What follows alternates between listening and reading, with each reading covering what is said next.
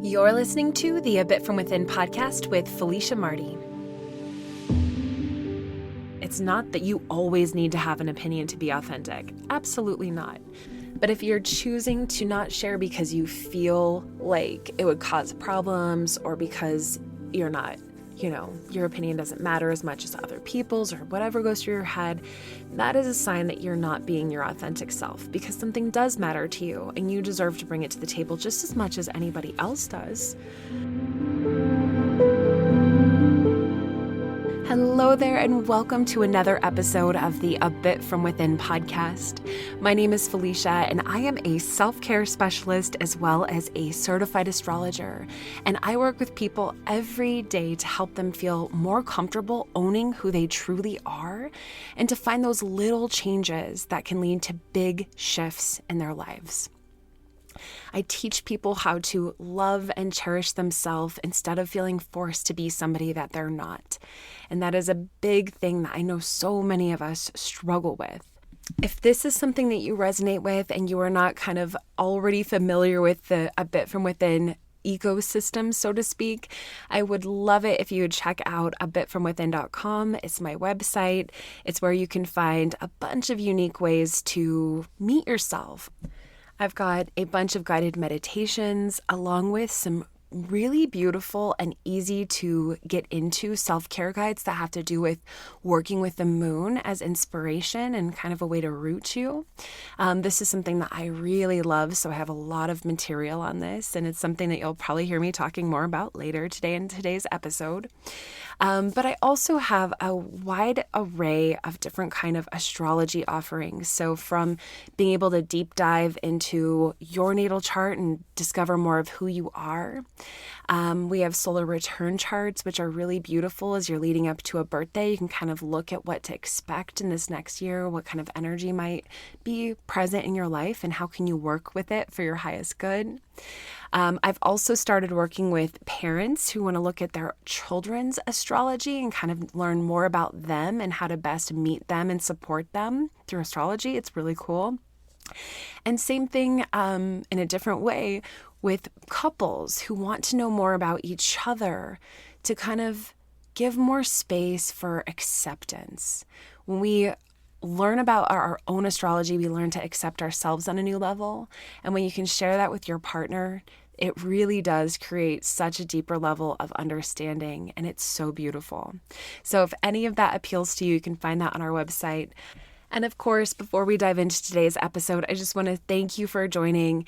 And I would love it if you'd keep in mind somebody that you might want to share today's episode with. Just kind of keep a mental note of who in your life could benefit from an episode like this one. Today, we're going to be talking a lot about being authentic, how hard it can be to show up as yourself, and how some of the more sneaky ways that we might be participating in kind of being fake or not being true to ourselves that we didn't even realize we were doing. But first, let's take a moment to check in with what the heck has been happening astrologically, because if you are feeling anything like me right now, the last week was a really tough one to get through.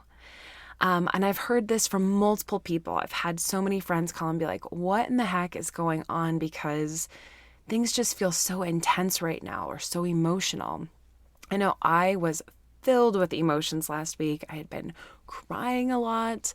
I got into a couple fights with my spouse. I felt really annoyed with some of my loved ones in my life. Like even my dog and I had a day where you could just tell we were both on each other's nerves, which is really hard to do because I have the cutest dog in the whole world. I just love him so much. But sometimes we're just like that. And, I don't think we can always blame everything on the moon or Mercury or whatever we want to do, blame it on the stars. Of course, what matters most is how we're showing up to the influences and the energies that are moving around us and what we are choosing to do and experience and work on from moment to moment. Now, the good news that I have for you is that this week we should start to feel some ease that we haven't felt in the last few weeks. Some of the big planets kind of playing off of each other, that's going to start to separate a little bit. And that influence is going to become less strong until it kind of dissolves and turns into something new. So enjoy that while it starts to happen. This week in particular, we are starting off with Moon in Aries. The moon only stays in each zodiac sign for about 2 days before it kind of keeps moving. So by the time you hear this, we'll have probably the rest of the day left in Aries, and then Wednesday, it moves into Taurus already.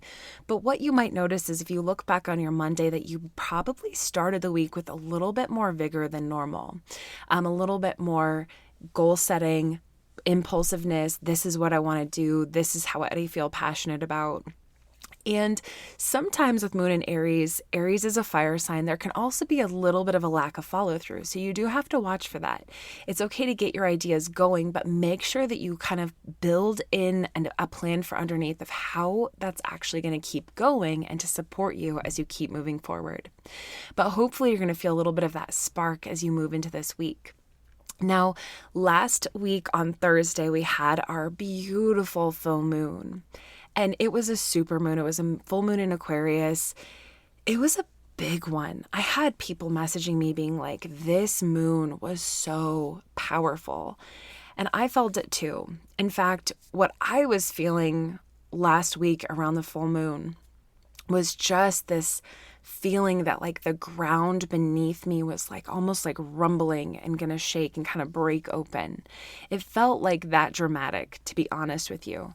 Like things just felt a lot more high stakes. I found myself really digging my heels in about things that I feel passionate about, ways that I want life to go. And I do think that sometimes it's like our most intense emotions, even our anger, can be the biggest clue as to where we need to either set boundaries or make changes in our life. And so if you were feeling some of those things last week, make sure that you just take note. What are those things and how can you maybe think about them or address them in your logical and rational mind as you kind of come away from the emotion of the moment, okay?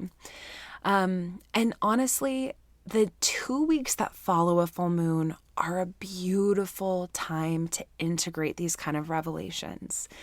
It's a time when we move from like all of the light that has been built up with the moon into darkness once again.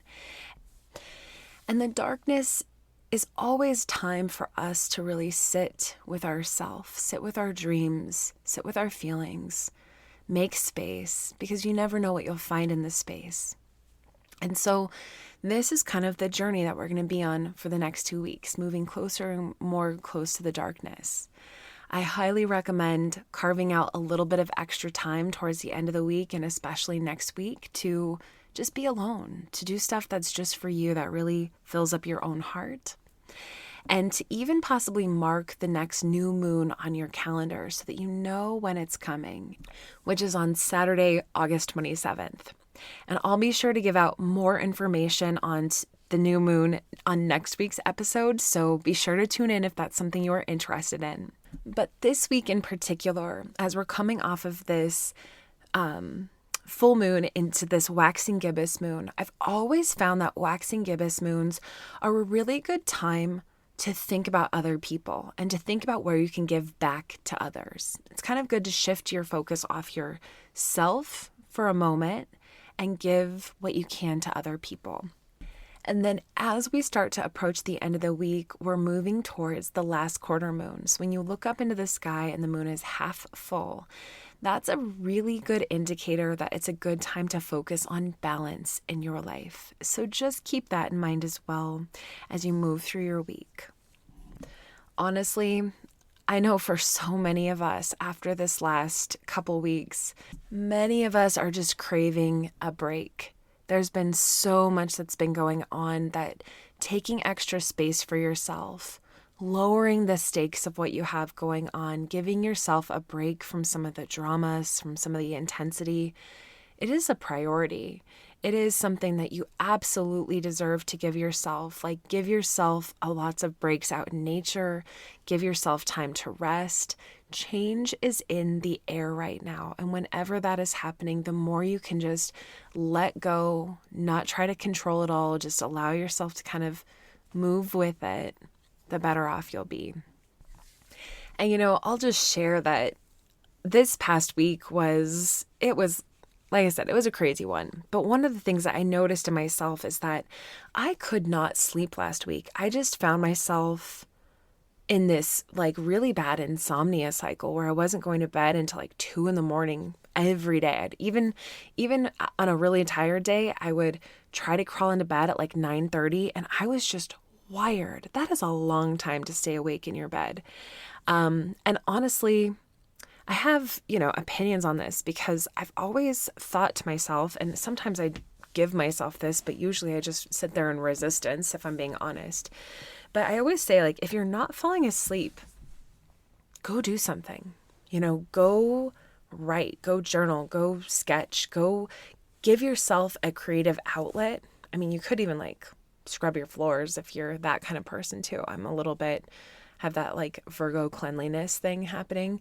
But sometimes when you're in that place of resistance, you're just not going to go to sleep. It does build on itself. And I felt that a lot last week where it just kind of became this even more and more vicious cycle. But I also just try to tell myself like, this is just where you're at. You're feeling the effects of the full moon. There's a lot going on right now. Your mind is working really fast. Just take note. Observe what's going on for you. Be where you are. And this too shall pass. And it does. It changes. I will say, I also feel like I could feel everybody else's kind of like pent up energy and some anxiety. I noticed it a lot on the road last week. I had multiple times, like this weekend, I had a busy weekend. I had a wedding down in Castle Rock in Highlands Ranch area. So I spent quite a bit of time on I-25. And the next day I had a session up in Longmont. I'm kind of more central to the exact Denver area. So I was going the opposite direction up I-25. And both days I noticed crazy people in traffic, like more so than usual. I noticed a lot of people brake checking other people. I noticed a lot of people. I had an incident yesterday where I was moving with all the cars. Like I couldn't do anything. I couldn't get ahead of the car in front of me. And the guy behind me was like swerving into the next lane, like trying to get in front of all of us. But obviously he couldn't because there was also cars in his lane.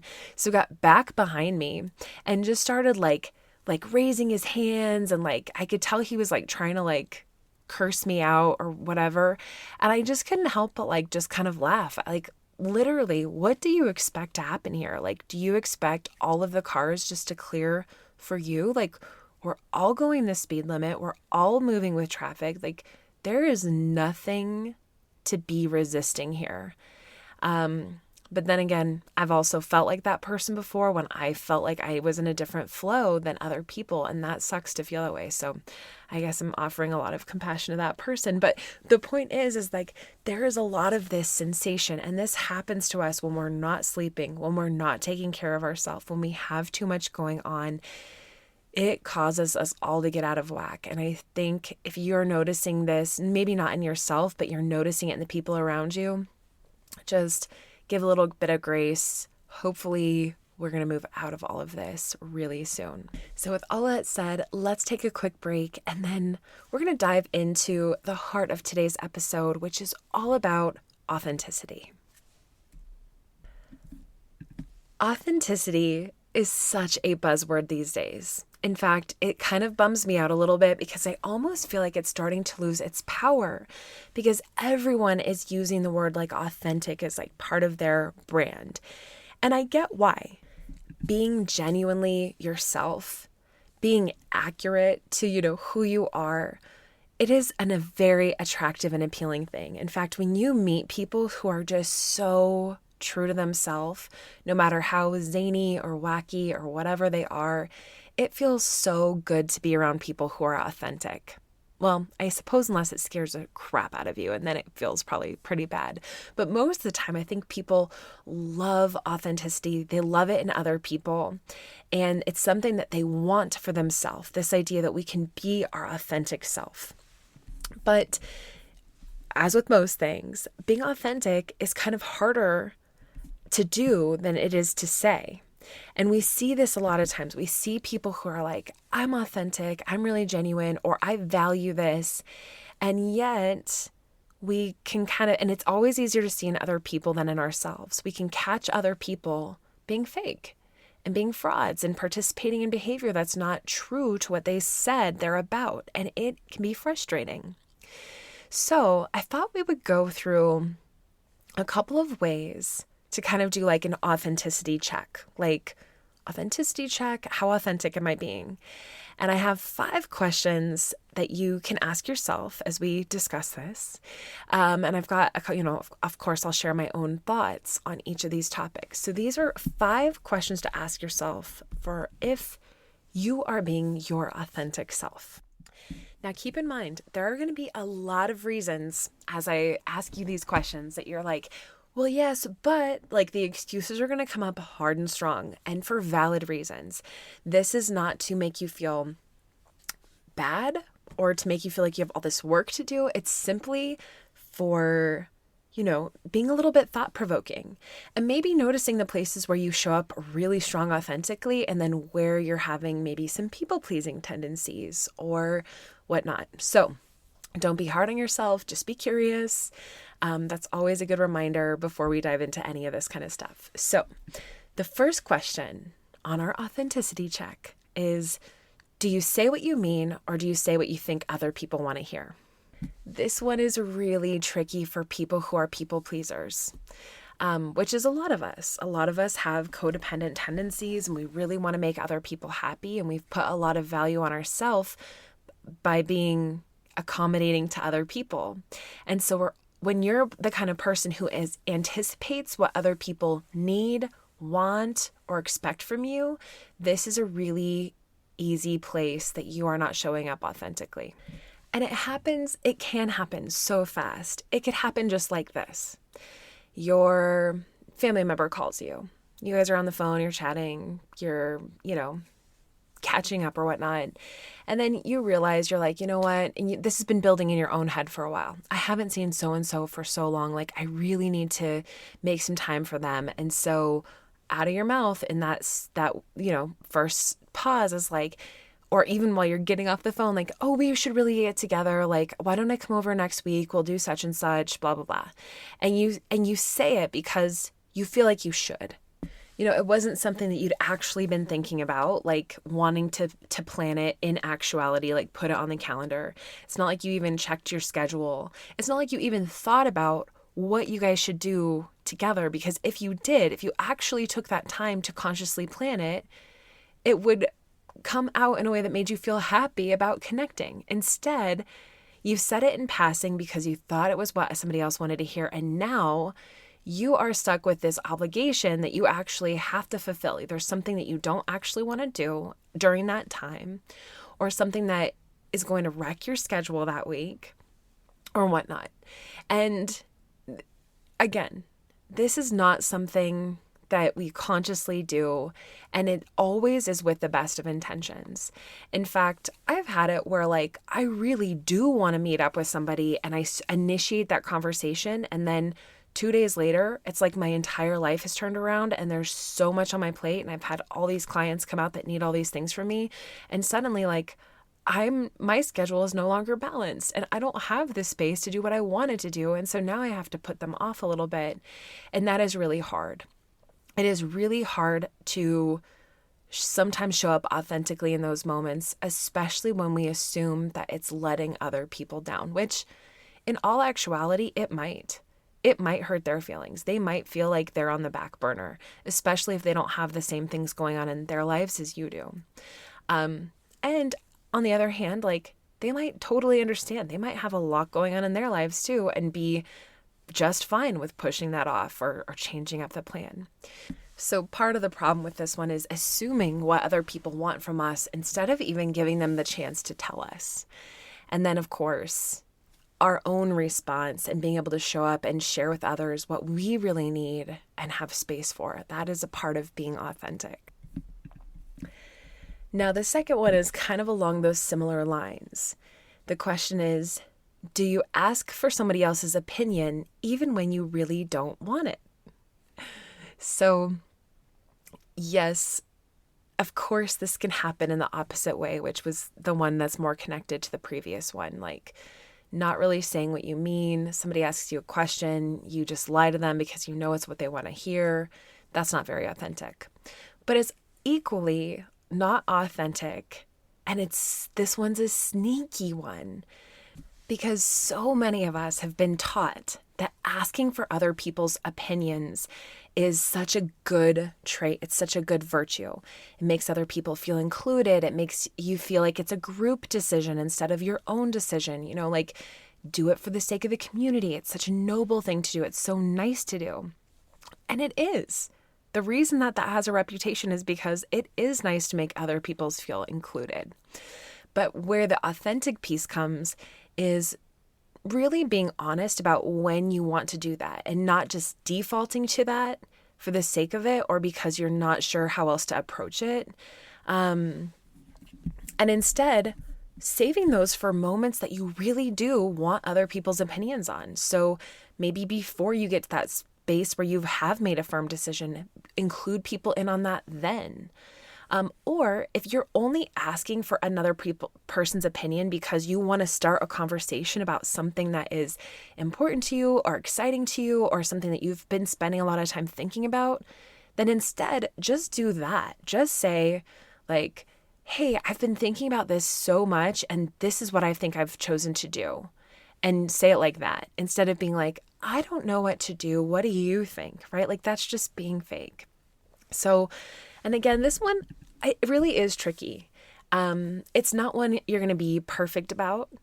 If you are in some kind of leadership position, it makes sense to sometimes need to get other people on board. And so you're going to consciously choose to ask other people's opinions, even when you already know what your plan of action is. It's something overall, this is something worth observing in yourself. Notice how often you do this and why.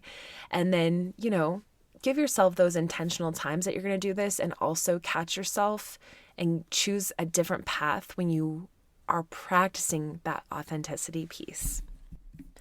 The third question to ask yourself is, do you pretend to like things that are on trend even when it's not really your style?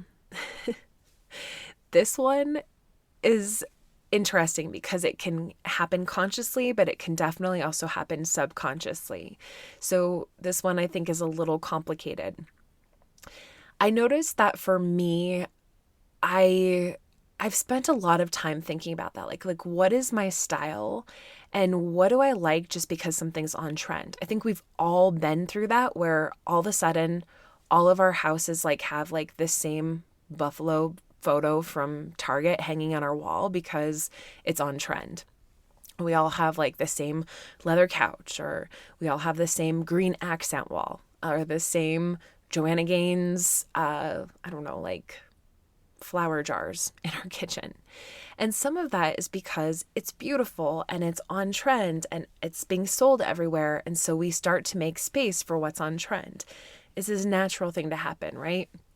But I also think this happens when for some reason we fell out of touch with what we really love, or we've lost our own sense of vision over the years. We just maybe never clarified our vision, or during our teenage years, what we really liked was made fun of by somebody important to us or something like that. And so we've shut down that piece of ourself that feels safe to express ourselves through our things.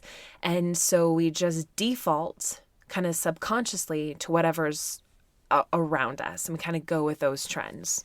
This one is a bit harder to solve for because if that's you, you might have to you have to remember when it comes to style, you're playing the long game. So you're going to have to kind of really clarify what you really love, know what you love, and then remember that it might take some time to get there unless you like have a really big budget and a really good designer that you're working with who can help search down and track things down. But most of us are doing that ourselves. So we just have to be a little bit more consciously aware when we're buying things. Is this the color of wood that I really like? Is this the color that I really enjoy? Is it the style that I really enjoy? And then maybe keep your eyes open for more unique pieces, maybe at yard sales or antique markets or wherever else. Maybe somebody's giving something away. Maybe you do find something at like a TJ Maxx or whatnot, or a specific store, maybe even an online store. Maybe you save up to buy something that just, you keep seeing it catches your eye. It is so you.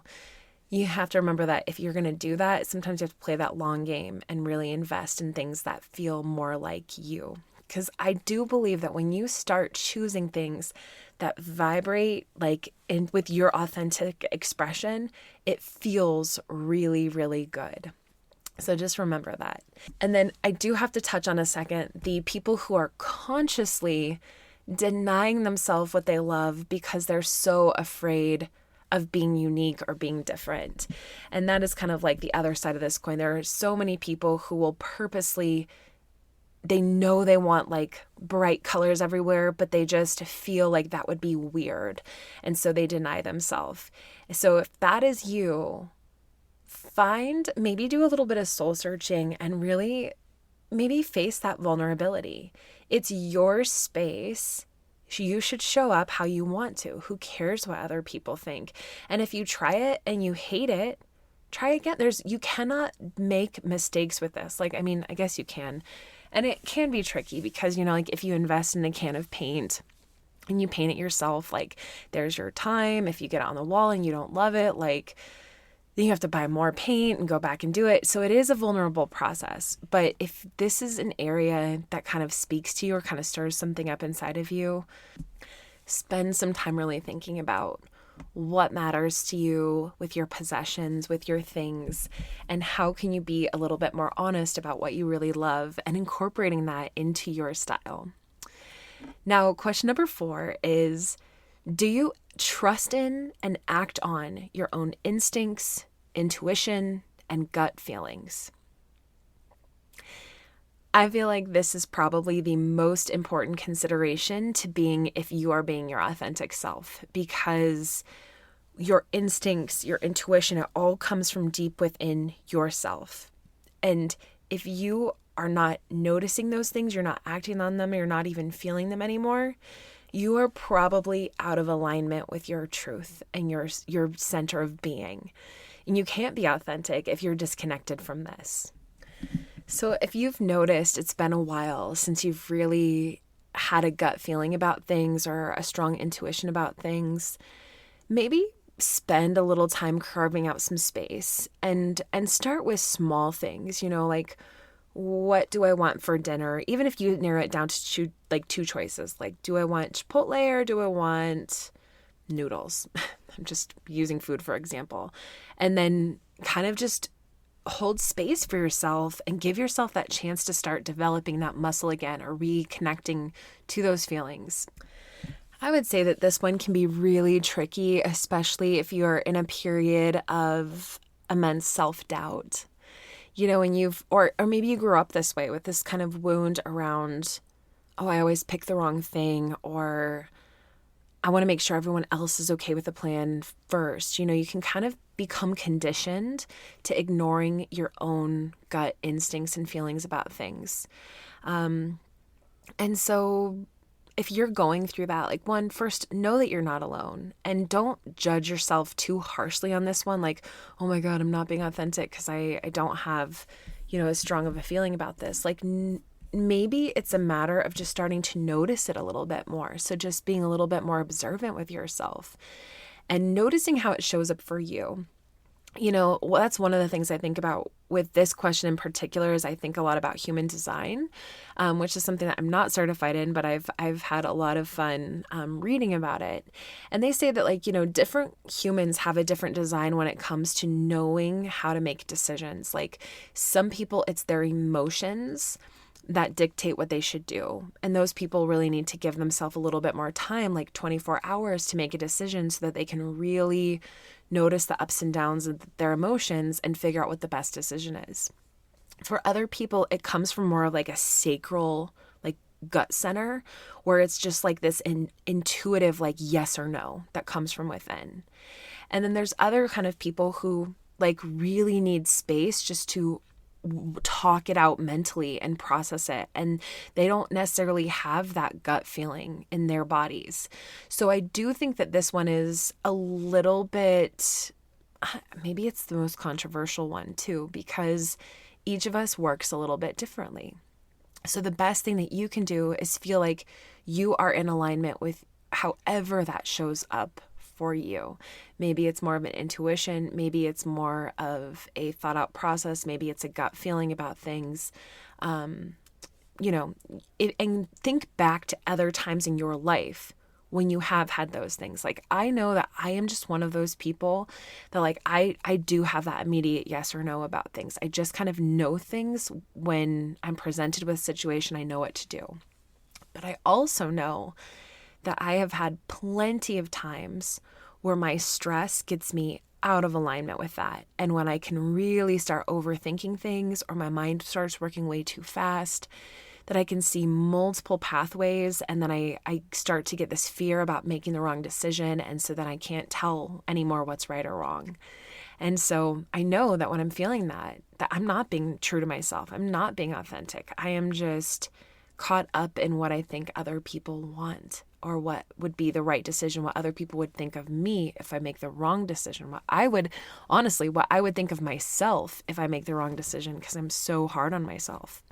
So all that being said, that is an intense one. We'll take it with like a nice deep breath. Just notice it for what it is and be curious. And then finally, this one is an interesting one. It's not quite as intense, but the question is, do you hold back sharing your opinion for the sake of just going with the flow? This one is a little bit more of like an avoidant take on things. Like, I don't want to be confrontational, or I don't want to be part of a problem or a reason that we all have to like sit here and fight over this. So like, I'm just not going to not have an opinion. I think this one can be a lot stronger if you grew up in a household with people that like are really stubborn or like fixated on having their own way. And so you just learn it's better to let other people have their way instead of trying to even get in on that conversation, which is really sad. And so I guess what I'd offer, and if that feels like you, is okay, maybe you have some people in your life who are like that, but ask yourself, is everybody in your life like that? Or are you just assuming they all are? Like maybe it's just your parent who's like that. So why are you doing that at work? Why are you doing that with your partner? Why are you doing that with your own kids? Why are you defaulting to that? It's something just to ask yourself and maybe test it out. Test it out with a known safe option. Or, if you are really wanting to get brave and you want to test it on somebody who you're afraid is going to want their own way, you could say that like, hey, I'd love to share my opinion, but I'm not going to do that if it doesn't really matter. Like, or if it's going to cause a 20-minute conversation that ultimately ends with you having your own way. Like, you can kind of challenge their authenticity. Are you asking me because you genuinely want to know, or have you already made up your mind and you're just going through the motions of including me? We can kind of call them out on that a little too.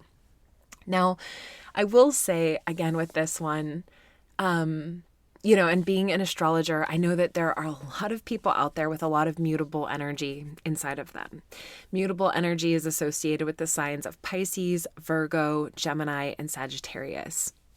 And these signs are known for being a lot more go with the flow, a lot more accommodating, adaptable, flexible. And that's not to say that, people with strong placements in other signs can't be that way too. We all have all 12 inside of us. But I do think that when you have a lot of mutable energy, or there's some people out there, maybe this is a better way to put it. There's some people out there who just genuinely don't mind. I think of one of my best friends with this. Like, she is just one of those people that, like, when I'm like, well, should we do this or should we do this? She's just like, well, either. And I'm like, well, I want to do whatever's easiest for you. She'll be like, both are easy. It drives me a little bit crazy at first because to me, they're not both easy.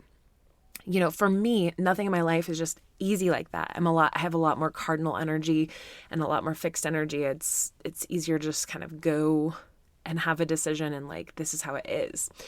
But for her, she genuinely means it. Like, some things are just easy. It doesn't matter if we go early or if we go late. It doesn't matter if we take the back roads or if we take the highway. Like, they just genuinely don't care. Now, so if that is you, if you're a person who's just genuinely going with the flow, that is different than purposely holding back your opinion for the sake of going with the flow. And that's the big distinction here that I want you to keep in mind. It's not that that you always need to have an opinion to be authentic. Absolutely not. But if you're choosing to not share because you feel like it would cause problems, or because you're not, your opinion doesn't matter as much as other people's, or whatever goes through your head, that is a sign that you're not being your authentic self, because something does matter to you and you deserve to bring it to the table just as much as anybody else does. So I would just keep that in mind. And I would say that we all have opinions about something. Like, maybe you don't care about, the path to driving, but you care about what you're eating. Maybe you don't care about like what kind of art is on the walls, but you do care about like how often things get cleaned or straightened up. Those are probably really silly examples, but all of that is just to say we all have things that we do care about. So make sure that in the areas of your life that you do have an opinion, that you find that bravery to be able to share that with others. So that's all 5. I'll recap them right here just so you can once again kind of run through them all. Do I say what I mean or what I think other people want to hear? Do I ask for somebody else's opinion even when I really don't want it or need it? Do I pretend like things that are on trend are my style even when it's really not? Do I trust in and act on my own instincts, intuition, and gut feelings? Do I hold back sharing my opinion for the sake of going with the flow? Those are your 5 questions to think about. And I'm sure you have kind of thought about this yourself, kind of as you've listened in.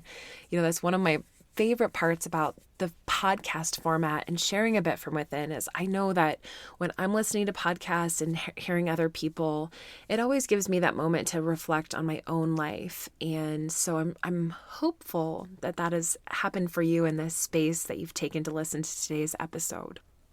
So with all of that said, I think it's a good place to kind of leave you with your thoughts. We'll close today's episode. I love to close every podcast with a card drawing. So today we're going to be using the Affirmators Love and Relationships deck. We'll just shuffle these cards and see how the universe wants to contribute to today's conversation.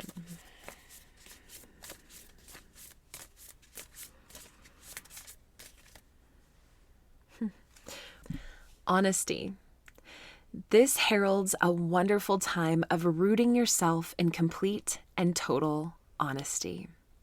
It might seem scary to tell the truth all the time with everyone about everything, but when you practice radical honesty, you can stop hiding and start relaxing. The best part is honesty from you inspires honesty from others. Wow. That couldn't have, hit the nail closer on the head, because honesty and authenticity go hand in hand. When you're being authentic, you're also being honest. And when you're being honest, you're being authentic. So maybe that's part of the reason that I value authenticity so much, is because I value honesty so much. And it's something, again, we can't expect ourselves to be perfect. When we're not being authentic, it's usually for a pretty valid reason, like because we're scared to be, because we don't know how. Like, these are valid reasons.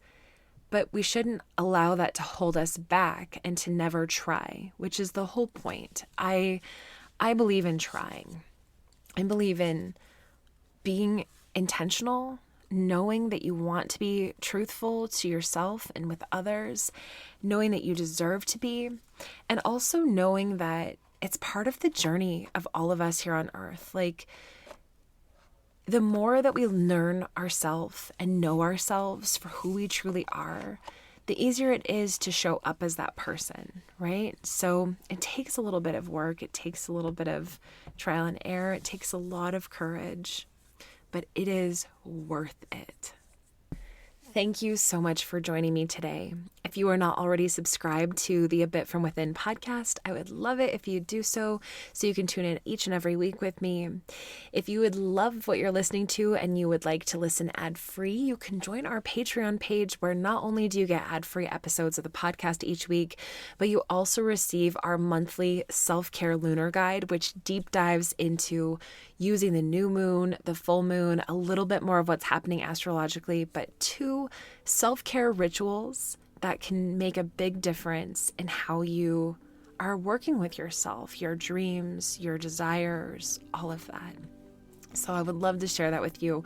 That starts as little as $3 a month, and your contribution really helps to support the work that I am doing here. And again, if you are really intrigued by this conversation on authenticity and you'd like a reading specifically about what is showing up in your natal chart and how does it kind of help you, or maybe even give you a little bit of conflict in being able to show up as your authentic self, I would be more than happy to have a reading with you. You can get a natal chart discovery session right from my website, and we can sit down and chat. Thank you again, and until next time.